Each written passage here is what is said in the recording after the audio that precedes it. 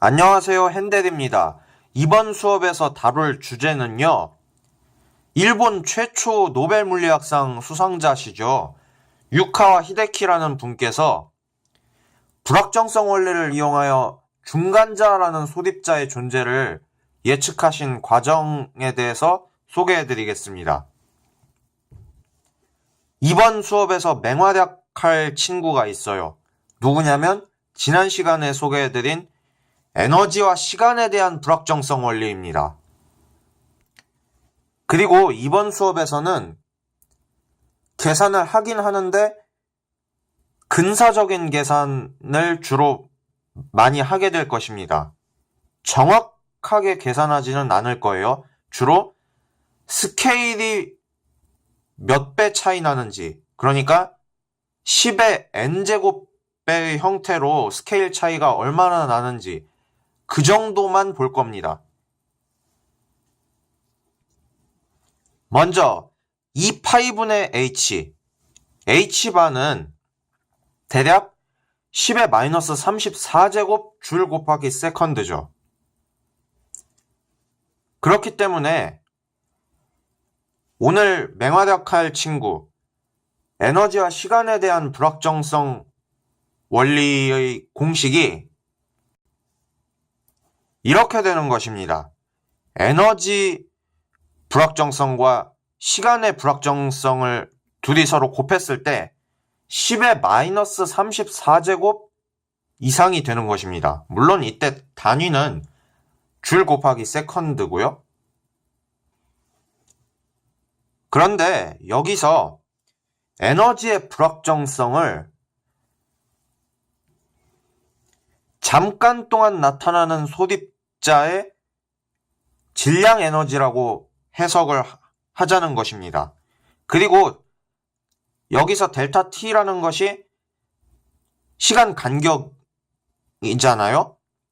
그래서 이 델타 t라는 것을 소립자의 라이프타임이라고 해석하는 것입니다. 그래서 결론적으로 mc제곱 곱하기 라이프타임 타우가 10의 마이너스 34제곱 이상이라는 거죠.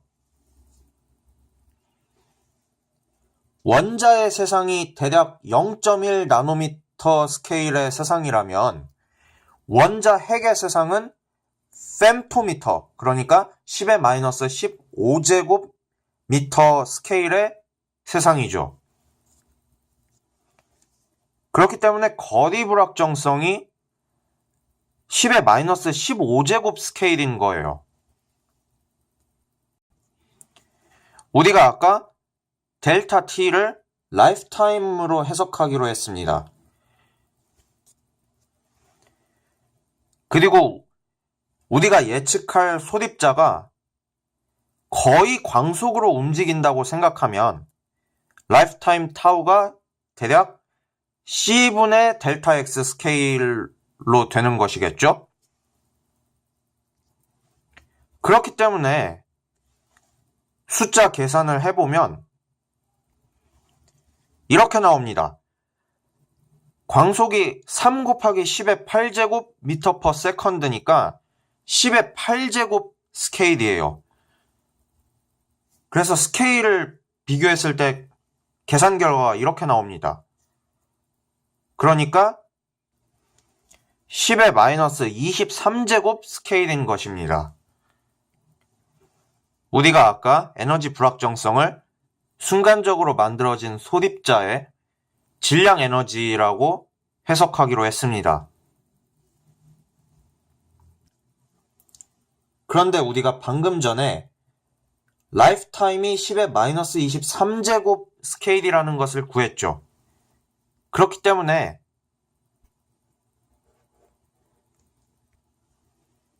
mc제곱이 10의 마이너스 34제곱을 10의 마이너스 23제곱으로 나눈 값 이상이 되는 것입니다. 따라서 소립자의 질량 에너지가 대략 10의 마이너스 11제곱 스케일입니다. 따라서 소립자의 질량이 C제곱분의 10의 마이너스 11제곱 이만큼의 스케일에 해당하죠. 그런데 C제곱이 9 곱하기 10의 16제곱이죠. 그렇기 때문에 C제곱이 근사적으로 10의 17제곱이라고 볼 수 있을 것입니다. 그래서 계산 결과가 이렇게 되고 결론적으로 소립자의 질량이 10의 마이너스 28제곱 스케일이네요. 전자의 질량이 근사적으로 9 곱하기 10의 마이너스 31제곱 킬로그램이죠. 그렇기 때문에 전자의 질량이 대략 10의 마이너스 30제곱 스케일입니다. 우리가 계산했던 소립자 질량은 10의 마이너스 28제곱 스케일인데 전자 질량이 10의 마이너스 30제곱이라면 서로 100배 차이 나는 거네요. 양성자의 질량이 대략 전자 질량의 2000배 정도 되죠. 그러니까 스케일로 비교를 하자면 양성자 질량이 전자 질량의 10의 세제곱 차이입니다.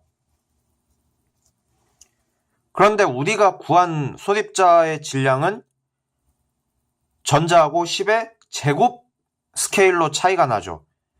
그러니까 전자보다는 무거운데 양성자보다는 가볍습니다.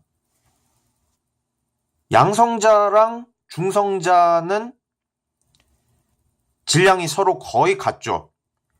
그렇기 때문에 결론적으로 우리가 계산한 소립자 질량은 전자보다는 무겁고 핵자보다는 가볍습니다. 그래서 중간 질량이라고 해서 중간자라는 이름을 지어줍니다. 영어로는 메손이라고 하죠. 메손. 말하자면 원자, 핵 세상 안에서 전자보다는 무거운데 핵자보다는 가벼운 소립자가 핵자들 사이에서 왔다 갔다 하면서 순간적으로 핵력이라는 힘을 전달하는 것입니다. 그렇기 때문에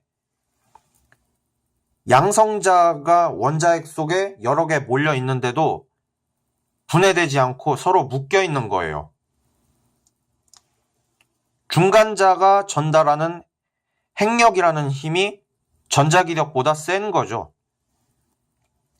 이렇게 해서 우리는 유카와 히데키라는 분이 불확정성 원리를 이용해서 중간자라는 소립자의 존재를 예측하신 논리 전개 과정을 따라해 보았습니다.